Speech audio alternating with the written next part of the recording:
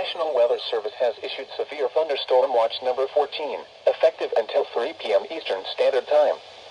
This watch includes the following counties in North Carolina: Camden, Chowan, Currituck, Gates, Pasquotank, and Perquimans, and the following counties in Virginia: Isle of Wight, Southampton, Sussex, and York, and the following independent cities in Virginia: Chesapeake, Franklin, Hampton, Newport News, Norfolk, Hoboken, Portsmouth, Suffolk, and Virginia Beach, and the following marine locations: Chesapeake Bay from New Point Comfort to Little Creek, Virginia; Currituck Sound, Chesapeake Bay from Little Creek, Virginia to Cape Henry, Virginia, including the Chesapeake Bay Bridge Tunnel; James River from James River Bridge to Hampton Roads Bridge Tunnel; coastal waters from Cape Charles Light, Virginia,